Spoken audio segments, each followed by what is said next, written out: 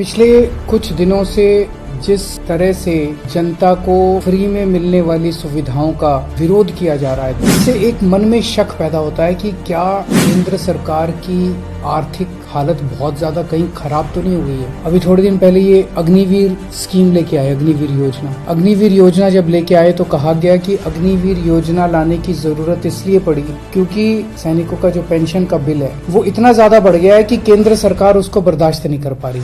आजादी के बाद से आज तक पहली बार ऐसा हुआ है कि कोई केंद्र सरकार ये कह रही है कि हमारे से सैनिकों की पेंशन का बिल बर्दाश्त नहीं कर किया जाए। सैनिकों को पेंशन देके हम एहसान नहीं करते, सैनिक हमारे ऊपर एहसान करते हैं जब वो बॉर्डर के ऊपर अपनी जान दांव पे लगाते हैं। 8वां वेतन आयोग केंद्र सरकार ने कहा है कि अब हम 8वां वेतन आयोग नहीं बनाएंगे। 8वां वेतन आयोग क्यों नहीं बनाएंगे? कह रहे हैं कि हमारे पास पैसा नहीं है, पैसे की कमी है। केंद्र सरकार के पास अपने केंद्र के कर्मचारियों का वेतन बढ़ाने के लिए भी पैसा नहीं बचा। मनरेगा केंद्र सरकार कह रही है हमारे पास वो पैसा भी नहीं है देने के लिए। केंद्र सरकार जितना टैक्स इकट्ठा करती है देश भर से, उसमें से एक हिस्सा राज्यों को देती है। अभी तक ये था कि 42% उस टैक्स का हिस्सा राज्यों को देना होता। पिछले कुछ वर्षों में ये भी घटा के 29-30% कर दिया गया। कह रहे हैं पैसा नहीं। आजादी के बाद से आज तक 75 साल मना रहे हैं हम आजादी के।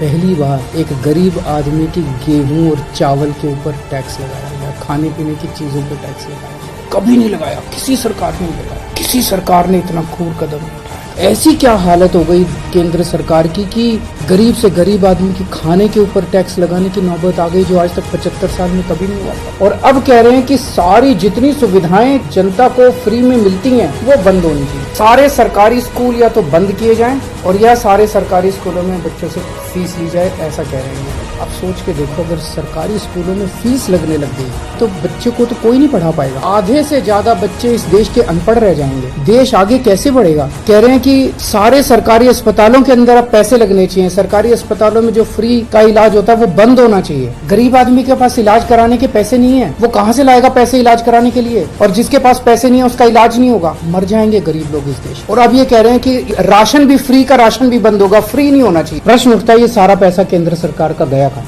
इन्होंने अपने दोस्तों के, इन्होंने बहुत सुपर रिच लोगों के, अरबपति लोग हैं, ऐसे लोगों के इन्होंने 10 लाख करोड़ रुपए के कर्जे माफ कर दिए।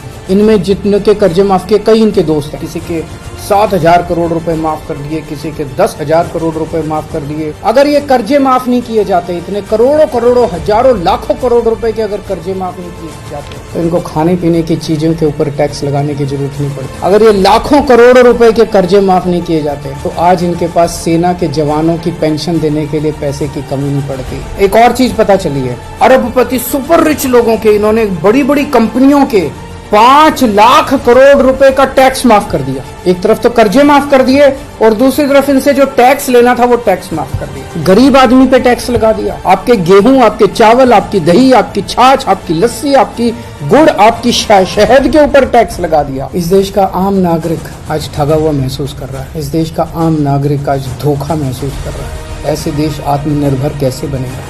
ऐसे तो अपने देश के युवाओं का और बच्चों का भविष्य अंधकार में। अगर ये देश कुछ चंद लोगों के लिए चलेगा, अगर सारा सरकारी पैसा कुछ चंद लोगों पे उड़ाया जाएगा तो देश आगे कैसे बढ़ेगा?